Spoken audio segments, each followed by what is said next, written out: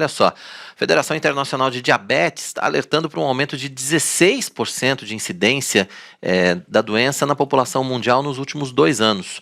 Os dados da Federação Internacional de Diabetes revelam que o número de pessoas com a doença aumentou em 74 milhões de pessoas. No Brasil, as estimativas mais recentes somam quase 17 milhões de pessoas com a doença, isso significa cerca de 7% da população. Mas quem vai conversar ao vivo com a gente aqui no Notícias do Bem sobre esse tema é a médica endocrinologista, doutora Tessa Krug. Doutora Tessa, obrigado pela sua participação, pelo seu tempo, pela sua disponibilidade em nos atender aqui no Notícias do Bem. Seja bem-vinda. Imagina, obrigada eu pelo convite. Bom dia. Tá certo. Agora, esses números que a gente viu aí da Federação Internacional são números que dão um sustinho na gente, né?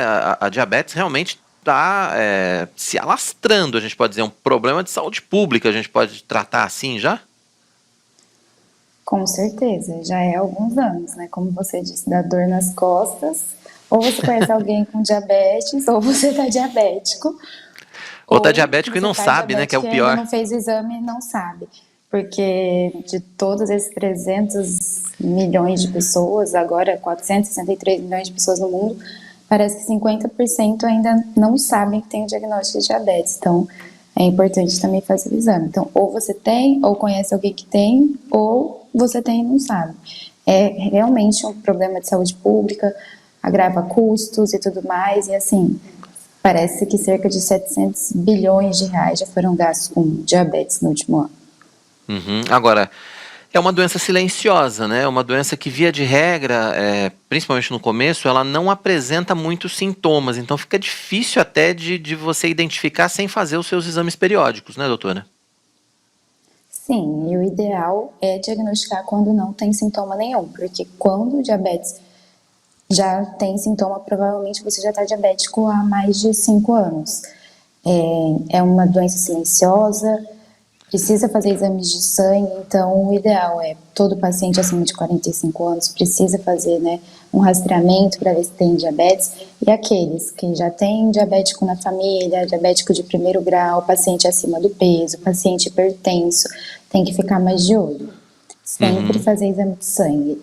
Quando o diabetes tem alguns sintomas, e aí são sintomas de excesso de sede, excesso de urina, o paciente começa a fazer muito xixi e tudo mais, com certeza esse paciente já está tendo complicações do diabetes. Então, o ideal realmente é diagnosticar enquanto você ainda tem tempo de cuidar do diabetes sem ele apresentar sintomas. E a pergunta é exatamente a respeito dos fatores de risco. A alimentação é o grande fator de risco do diabetes? Tem fator hereditário? Enfim, quais são os fatores e quais são os tipos? Porque tem tipos diferentes também, né, doutora, de diabetes? Sim, então o diabetes ele tem vários tipos, né? Além do tipo 1 e do tipo 2, tem alguns outros tipos, como diabetes gestacional, alguns diabetes genéticos, mas para facilitar a gente acaba classificando aqui tipo 1 e tipo 2 para ficar fácil de entender. O tipo 1 é aquele diabetes que dá no paciente quando ele ainda é criança, normalmente o paciente mais jovem, não tem tanta relação com a alimentação e tudo mais, e ele é o mais raro. Então, quando a gente fala desse aumento expressivo do diabetes com milhões de pessoas no mundo, hoje em dia a gente está falando do diabetes tipo 2, que é um diabetes que tem total relação com a alimentação. Ele tem sim uma relação com genética, então o paciente pode ser obeso e não desenvolver diabetes, mas provavelmente ele já está desenvolvendo outros riscos, né, só pela obesidade. Então, pela genética, ele vai ter maior predisposição de desenvolver o diabetes, mas o estilo de vida, alimentação, atividade física, tudo isso vai facilitar o desenvolvimento e o aparecimento do diabetes. Então, quando a gente fala por que o diabetes está aumentando muito no mundo, por que o diabetes está aumentando no Brasil, hoje em dia quase 17 milhões de brasileiros com diabetes, está totalmente relacionado ao estilo de vida, ao aumento da obesidade, a epidemia de sedentarismo que a gente vem vivendo também, e a alimentação, gordura visceral. Então, o diabetes tipo 2, né, que muitas vezes a gente consegue controlar com a alimentação, ele está totalmente relacionado ao estilo de vida. Já o diabetes tipo 1, o paciente não consegue controlar com estilo de vida, com dieta. Ele vai precisar de insulina e vai ser totalmente dependente de insulina. Uhum. Essa é a diferença básica. Então, o diabetes tipo 1, o pâncreas do paciente para de funcionar por uma autodestruição. Já no diabetes tipo 2, o pâncreas ele não consegue vencer toda a resistência que ele tem no corpo. Então, o pâncreas, ele produz a insulina, que vai agir na glicose. Quando o paciente é muito obeso, quando a alimentação está muito desequilibrada, quando o paciente não faz atividade física, por mais que o pâncreas do paciente trabalhe e tente reverter tudo isso, ele não dá conta. Acaba evoluindo para o diabetes tipo 2. Uhum, tá. E aí quando a gente pensa nessa questão da alimentação, a gente associa sempre muito com doce e esquece do carboidrato, né? Que é açúcar também, na verdade, né? Então, a alimentação ela tem que ser equilibrada como um todo. Então, não adianta começar. Hoje em dia, ficou um pouco mais fácil para o diabético se alimentar e até ir em eventos sociais, porque hoje em dia tem comidas diets, comida zero açúcar. Mas isso também não é para ser corriqueiro, não é para ser todos os dias. É como exceções mesmo, é mais para o paciente diabético conseguir se inserir no social. Porque o ideal é uma dieta equilibrada como um todo. A gente não deve exagerar no doce, muito menos carboidratos. Então, o carboidrato ele não vai vir só do açúcar, do doce, que a gente vê como doce, mas um excesso de pão, um excesso de arroz, né, que o brasileiro come muito, também vai ser digerido e ser feita a glicose, e que é primariamente, né, o problema do diabetes. Então, a gente tem que olhar para a dieta sempre como um todo. Não adianta cortar doce e exagerar no arroz. Até porque a resistência insulínica, né, que é a maior dificuldade aí do diabetes tipo 2, ela vai vir pela obesidade. Então, você pode se tornar obeso comendo outros tipos de alimentos, não apenas o doce. Uhum. Isso dificulta o pâncreas a vencer toda essa glicose. Então, o carboidrato do arroz, o carboidrato do feijão, ele vai virar glicose. E o pâncreas não vai conseguir digerir toda essa glicose e colocar dentro da célula. Então, sempre temos que olhar para a dieta como um todo, não apenas excluir doce. E também, quando a gente fala de doce, tem muito paciente que, mas eu como bastante fruta, eu sou super saudável. A gente tem que lembrar também que frutas tem bastante glicose, tem bastante carboidrato, e por mais que sim, sejam saudáveis, tem vitaminas, tudo tem que ser com moderação. Então, no máximo 3 frutas por dia. Então, muito paciente tira o doce e abusa da fruta. Então, assim, é tudo com moderação. Tanto o carboidrato, quanto a gordura, quanto a fruta. O ideal é diminuir gordura visceral, que é a gordura do abdômen, dos órgãos, que é a que mais prejudica, né? E diminuir a obesidade. Tá certo. Doutora, tem participação aqui. A Delva está dizendo que tem diabetes tipo 2 e que ela não é obesa, exatamente esse caso que a senhora estava falando. Agora ela está tentando se controlar ali na alimentação, está tentando controlar a diabetes com a alimentação. E o Jorge Moraes também deixou o depoimento dele aqui, dizendo que depois da cirurgia bariátrica, com a redução de peso, o diabetes tipo 2 acabou. Doutora, e aí vem a pergunta, quer dizer, a gente consegue controlar a diabetes tipo 2 ou a gente consegue se curar da diabetes tipo 2? Diabetes tipo 2 tem cura ou não? Não. Então, por exemplo, vamos falar dos dois, né? É Dalva, né? A primeira. A Dalva é uma paciente que provavelmente tem um diagnóstico muito recente, um diagnóstico menos de 6 anos, a gente consegue entrar em remissão do diabetes controlando apenas o que a Dalva está fazendo, estilo de vida, dieta, atividade física. Quanto antes você identificar o diabetes e diagnosticar, mais chances você tem de entrar em remissão. A gente não fala em cura, mas a gente fala em remissão do diabetes. O que isso quer dizer? Ela talvez consiga controlar os níveis de açúcar no sangue dela por muito mais de 3 meses, né? Sem a necessidade de medicação para o diabetes. É isso que a gente fala de remissão. Só que ela vai ter que ficar sempre alerta e fazendo exames. Em algum momento, se ela mudar o estilo de vida, se ela voltar aquele estilo de vida dela com abusos na alimentação e parar a atividade física, o diabetes pode voltar. Por isso que a gente não fala em cura.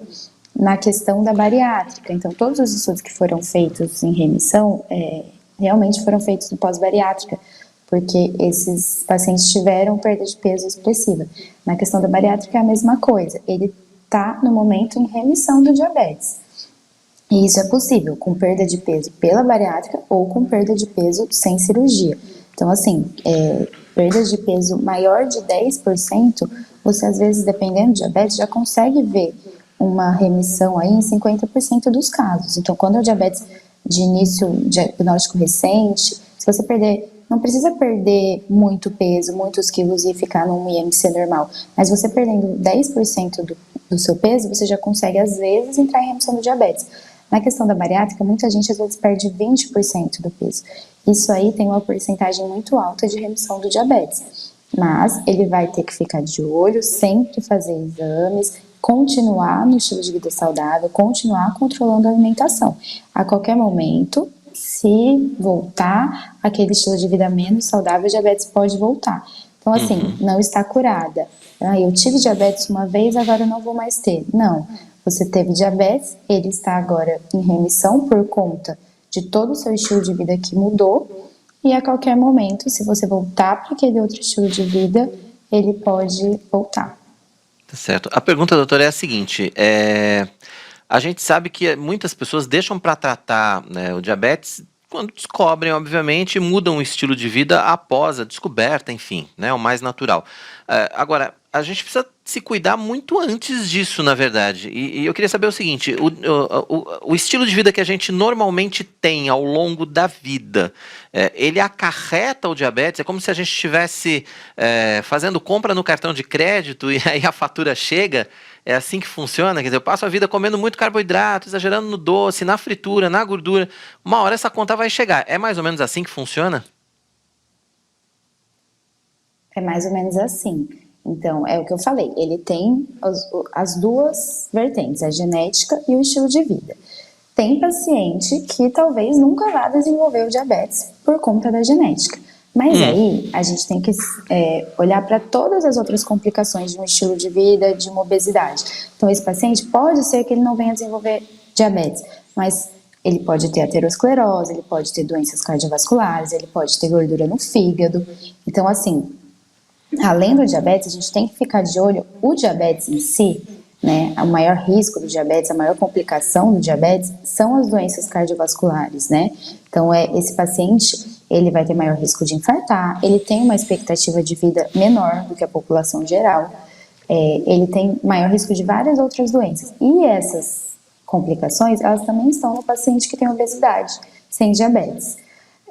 Quando o paciente tem esse estilo de vida ruim, que você disse, alimentação, álcool, cigarro, e ele tem a predisposição genética, com certeza lá na frente ele vai ter que pagar a conta de um diabetes. O que acontece? O pâncreas dele aguentou por muito tempo produzir insulina e resistiu a toda essa resistência feita pelo excesso de peso, pela alimentação, mas em algum momento toda a gordura que ele acumulou nos órgãos, nos músculos, os músculos que ele não desenvolveu, vai ficando cada vez mais difícil para o pâncreas produzir cada vez mais insulina e aguentar.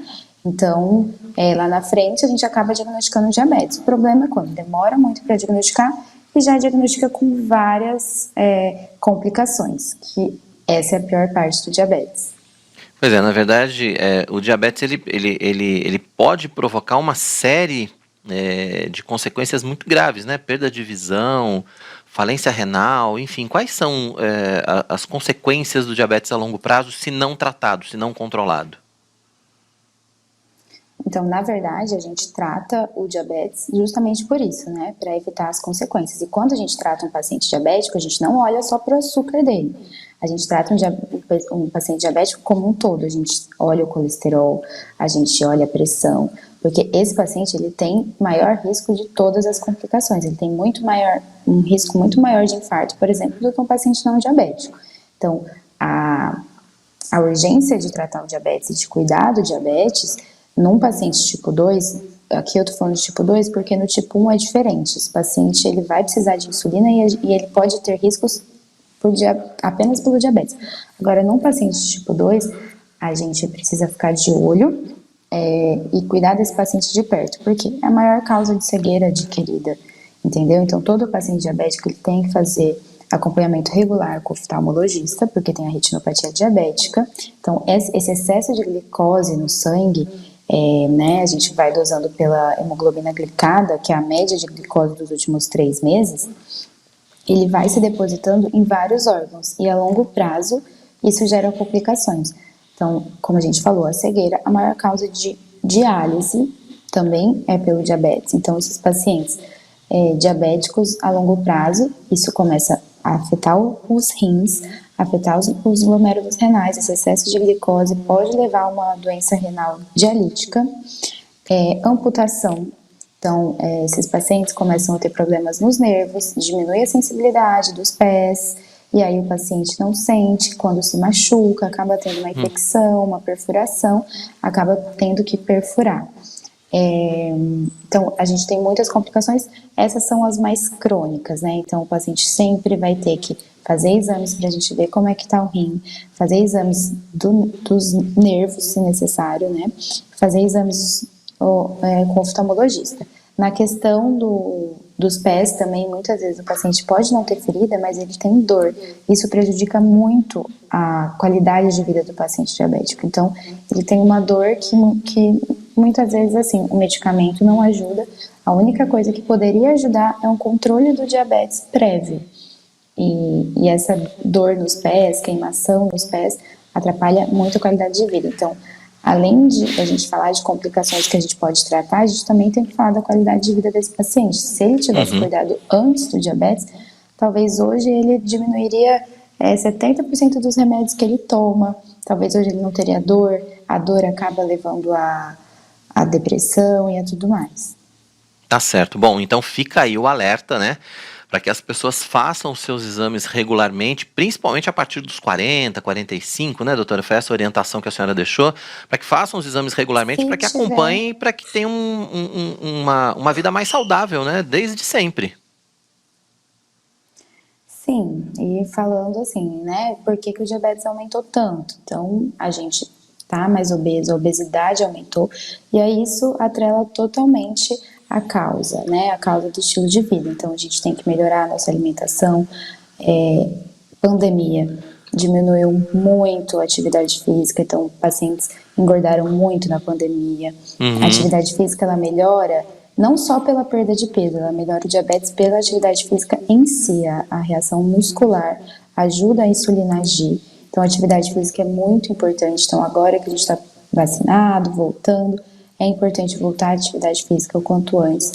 E sim, saber que um diabetes diagnosticado recentemente, ele pode ser totalmente remitido, né? Então, saber que se você diagnosticar o seu diabetes precocemente e mudar o seu estilo de vida, talvez você consiga não precisar de nenhum remédio para o diabetes. Então, assim, o primeiro remédio do diabetes vai ser sempre dieta e atividade física. Então, assim, essa é sempre a primeira orientação. Medicação, comprimido, é um segundo passo. Então, se você não fizer a dieta e a atividade física, talvez hoje em dia você consiga controlar seu diabetes. A gente tem muitas novas opções de medicamentos, mas que são caros e que vão te atrapalhar e tudo mais. Se você mantiver um bom estilo de vida, talvez você diminua as necessidades de medicamento, gasta menos dinheiro e acaba vivendo com menos complicações. Então, eu acho que é muito importante essa questão da gente saber que não é só o doce, que é a dieta como um todo e a importância da atividade física. Tá certo, doutora Tessa, queria que a senhora deixasse seus contatos, quem quiser saber mais, né, a respeito desse tema e de outros temas, né, claro, ligados a essa especialidade, né, endocrinologia. A senhora pode ficar à vontade para deixar as redes sociais, enfim, seus contatos. Muito obrigada. Então, endocrinologia, a gente cuida, né, dos hormônios, do diabetes, obesidade, tireoide. Meu Instagram é @dratessa, Tessa, doutora Tessa. E acho que meu contato está aqui embaixo, mas lá pelo Instagram tem várias informações. É só mandar qualquer dúvida, estou à disposição. Muito obrigada pela oportunidade. Tá certo, então aí os contatos da doutora Tessa Krug, né, o Instagram e também o telefone, que é o WhatsApp, né, para que você possa acessar, mandar as informações, pedir as informações para ela, enfim, eu tenho certeza que ela vai te atender com todo carinho. Doutora Tessa, obrigado pela sua participação, pela sua disponibilidade aqui para o nosso Notícias do Bem, volte sempre, foi um prazer conversar com a senhora. Muito obrigada. Só me chamar que eu volto. Tá certo, Tchau. obrigado.